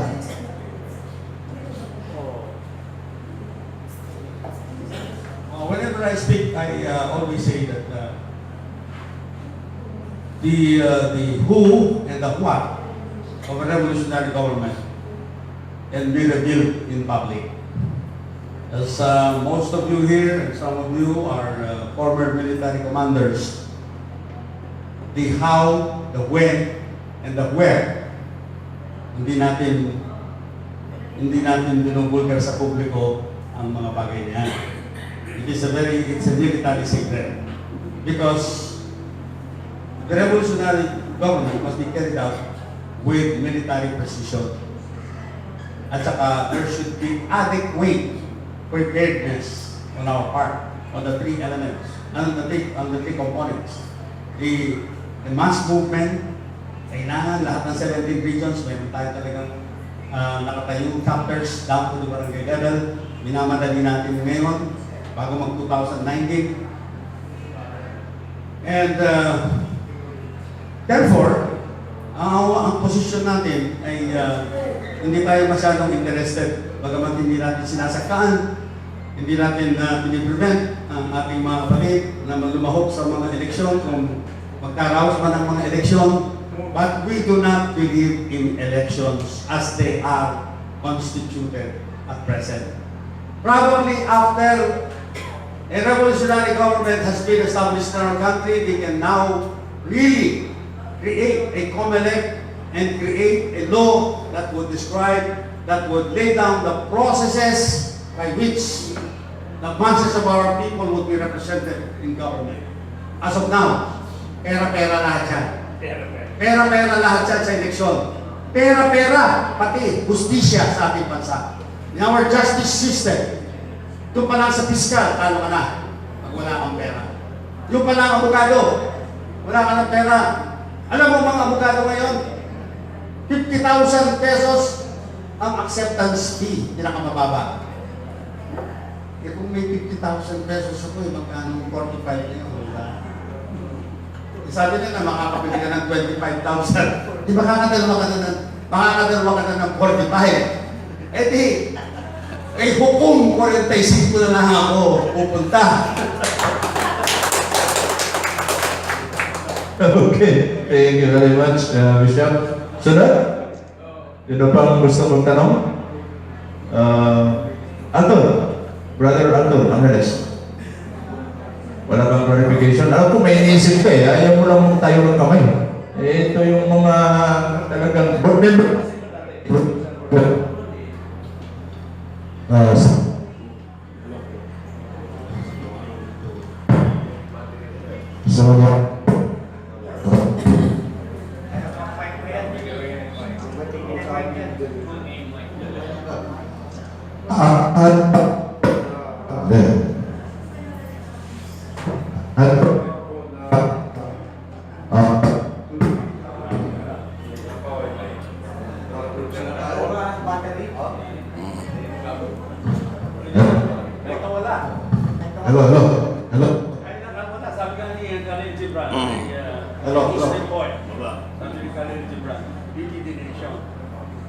That drinks wine, not coming from its own treasure. Pity the nation that speaks to microphones, not of their own creation. So, and there and mga leaders natin, June 13. So, may possibility ba na papasok tayo dyan? Papasok ang revolutionary government? Dahil last year ng mga leaders natin. At saka, halimbawa, sa October, mga Politician natin.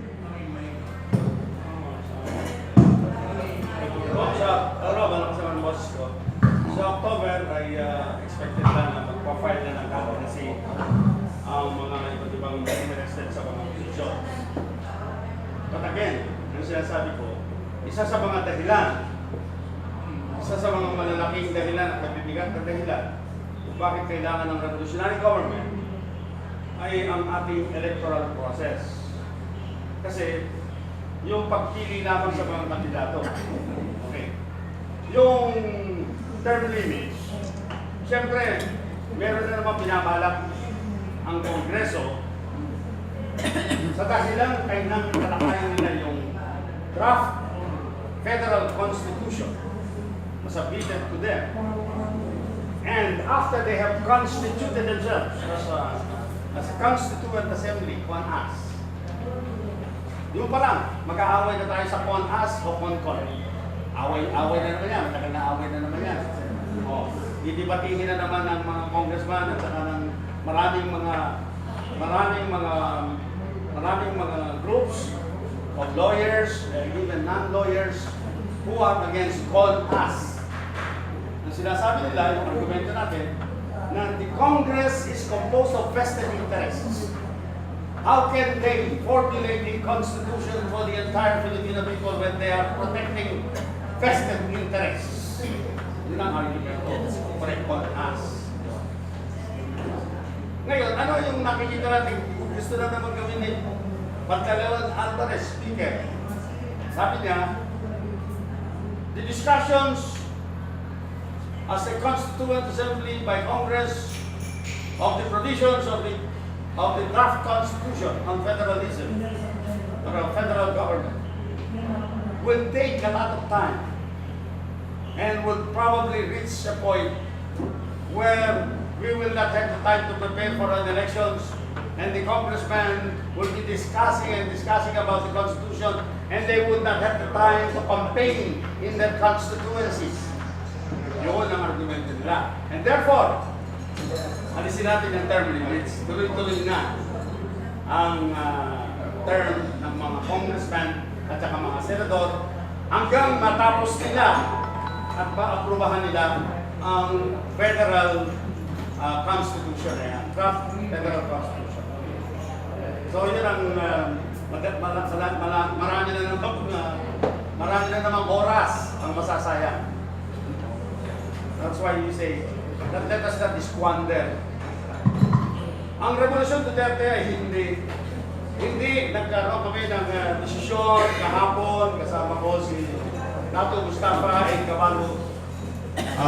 Nagkaroon kami ng desisyon kahapon na pinapayagan namin ang lahat ng mga miyembro ng Revolusyon Duterte for a revolutionary government to participate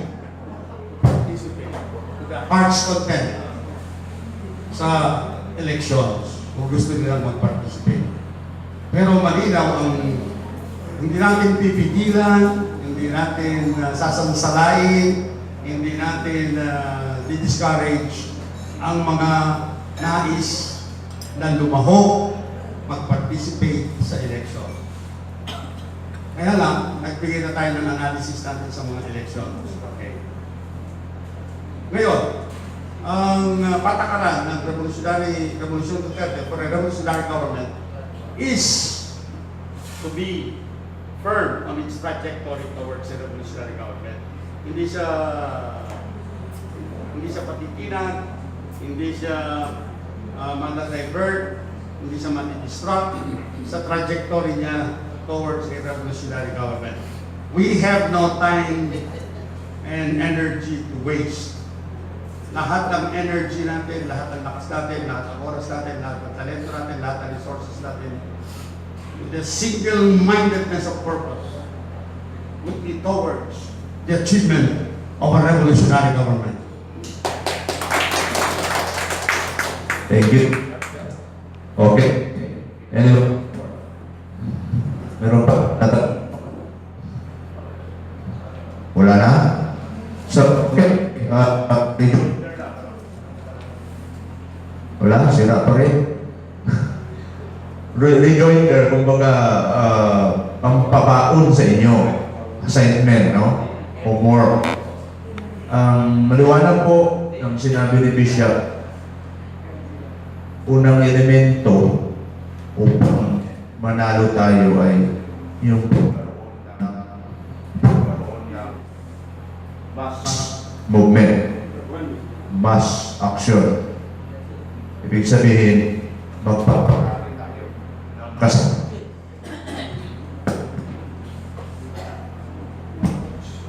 Magpaparami tayo na mga kasama. So, ibig sabihin, yung provincial chairman ng 3 probinsya, responsibilidad niyang i-monitor ang progress ng nangyayari ko yan. Sinasabot na tayo ng machine mo. Monitor ng council. Kasama na dyan ang chairman at yung kanyang vice chairman. At bubuo kayo ng council ninyo according doon sa number ng distrito na meron kayo. Halimbawa, Basilan, 2 district, 2 distrito ng konseho, kumbaga, provincial council. Sa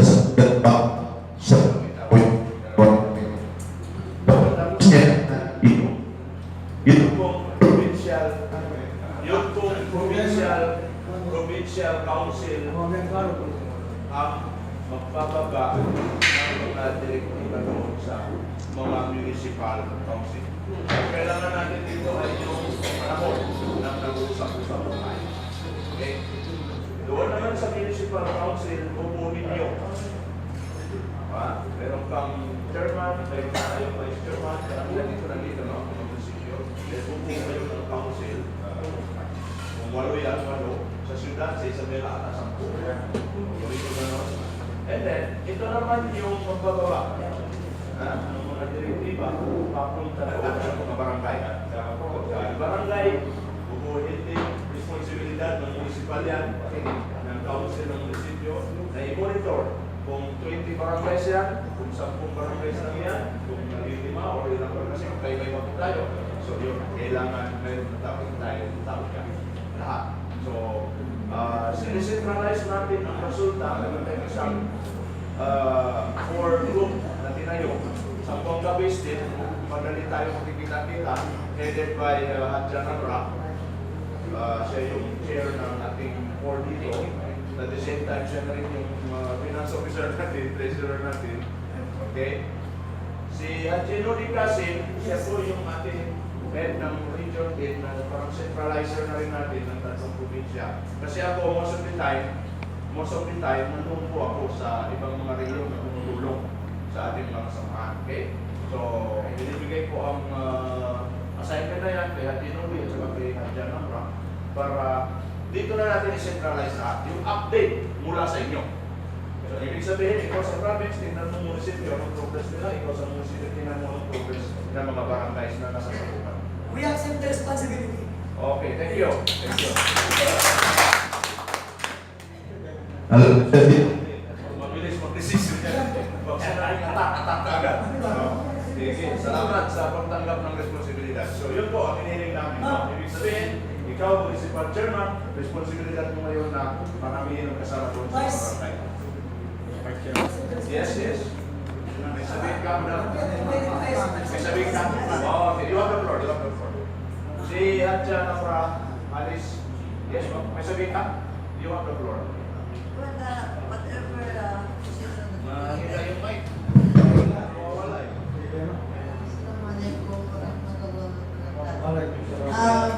Uno-uno na yung position ni kanina yung kapo. Sa accepted. Kita berkata dalam menjalani ang problema sa ito sa kaya namin din then we will let you know Thank you, John. So, okay na ba yun? Maliwanag na? Maliwanag na? So, anyway, yung Basilan, i-connect isa kayo ni Duty. Mula ngayon, kayo na mag-uusap. You will get your respective numbers. Ang Tawi-tawi okay na, may contact na sila. Ang Sulu okay na rin. So, sa inyo na ha? Sa inyo na yun. Paano nyo gawin sa pagkat? Why will not assign one from Basilan? Yes, mag-coordinate siya sa'yo. Sasabi ko lang. Mag-coordinate siya. Just to coordinate us and everything yes. Yes. So, ngayon, tulad ng sinabi ni Bishop, narinig naman natin. Ang tanong kasi kanina, time frame, kailan ito mangyayari? So, tulad ng sinabi niya, nasa parang military mode, no? Operation. Ang hindi mo na sinasabi. Okay. Kasi doon depende din yan, gaano tayo kabilis na kumilos. Depende yan, kailan kami po, wala kami hinto. Sa totoo lang, ngayong araw na ito din, Brother Ed, after our lunch, kung wala na tayong gagawin, tapos na ni Bishop Permanen ito, may bigay na sa inyo. Aalis din po kami. 1% pa rin yan.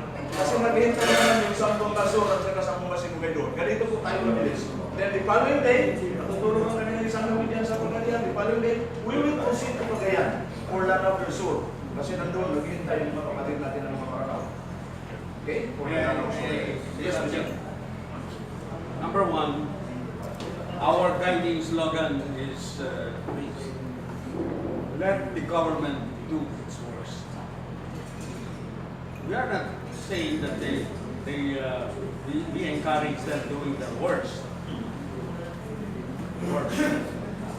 But our analysis of the flawed political institutions and dysfunctional political institutions, as they were created from Aguinaldo to the Malolos Congress, up to the Congress and to the administration of Aquino III, and the present efforts of President Duterte to correct these flawed institutions, political institutions and processes, as well as the dysfunctional institutions and processes, we believe in our slogan that they are programmed to fail. And that is the biggest argument for a revolutionary government, the failure of this institution. Number two, we must be thoroughly prepared. And we are not saying when that time will come. But we will confront President Duterte with a fait accompli, an accomplished fact. Meaning, Mr. President, nakahanda na kami. Are you ready to proclaim a revolutionary government?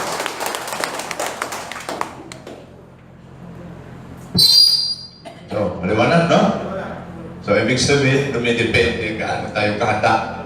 Isang elemento yun, ha? Yung mass, yung tao. Pinaliwanag na kanina. Okay. So, next, ano pa ang gusto nating, gusto nyong ipaliwanag namin para at least mag-iwa-hiwalay tayo mamaya, wala na tayong ano dyan, tawag dito, doubts or ano ba. Okay? Photoshop. Yan. Thank you for reminding kasamang Camilo. Ngayon, siguro mas maganda, nakaready na yung lunch natin, pero alam ko pag kumain na tayo, kahit yung magpa-picture, ayaw na natin kasi busog na. Unahin natin ang picture. Taking daw, sabihin niya si ating media affairs. So, picture taking, by promise tayo? Okay. Sige, dito sa likod. Unahin natin ang pinakamalayo. Tawi-tawi! Kali ka mo, alis ka ba? Okay. Doon sa likod. I-gadget. Saan na si Chairman? Yulang din. Himlaw ba? Ito himlaw? Okay, sige. Compress lang ha, compress. Ang buong kaming konti, apati, parin ko na din. Okay. Yan. Okay na, balance na. Join them. Join pa ako? Oo. Join ka.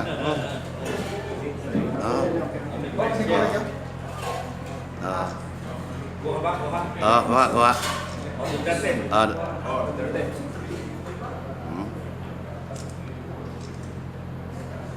Okay.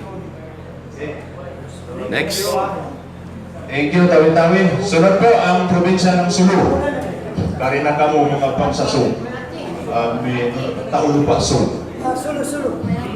Kung saan ko rin kailangan itong song, kung sa may taulupa song. Kari ka mo, taulupa song. Sulu. Sulu, kaya na rin, panguhanin na sila. Kaya mo rin, advice mo. Ikaw Junior.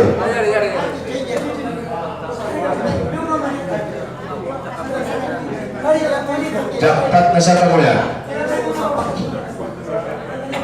Arin sa ating mga aming mga babae, hindi ka maunahan na. Maunahan na kami. Yan. Lingkod ka na, lingkod ka. Hindi malungos, lingkod ka. Okay. Kanino rin ito, konsep pa? Kaji Aksap? Lingkod ka. Historic sa'yo, historic.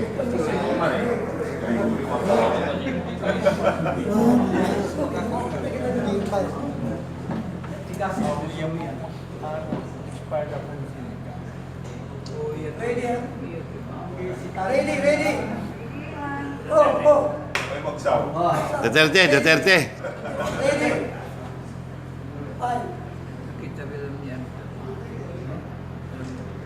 Okay. Okay, thank you very much. Now, ang pinakahuli, ang ating... may camera pa daw, may camera pa. Sige. Ibigay niyo doon sa photographer. Balik. Tulong.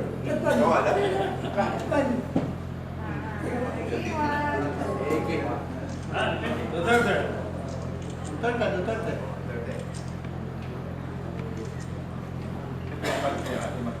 Ayo. Dijol.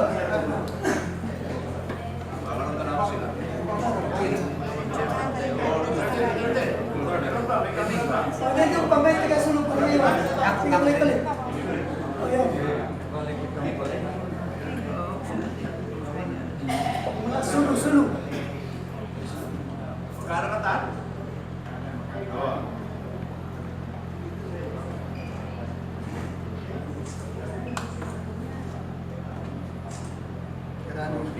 Okay. Magsukol. Basilan. Headed by Commissioner James Didel.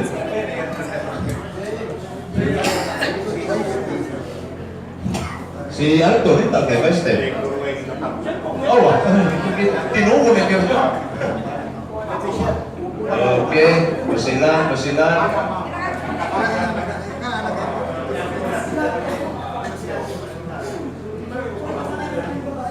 Okay.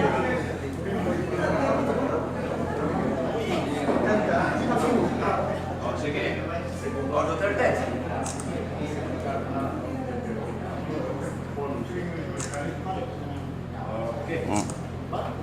Maraming salamat. Thank you very much. So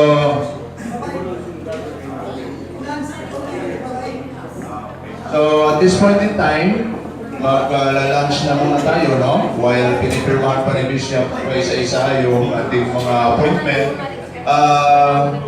Wala po ha. Tawag dito, bigyan natin daan. Konti lang sila. Unahin natin ang mga ladies natin, mga babae. Una na kamuhin dapat to. Kaya kamusin lunch niyo.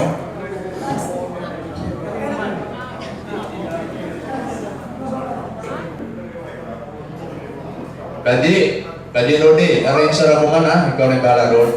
Okay. Sige. Mag-line ka rin para sama-sama biyahan, sama-sama. Dito lang miss, sa unahan po. Para sama-sama mag-line ha. Oh yan, kaligkat, discipline.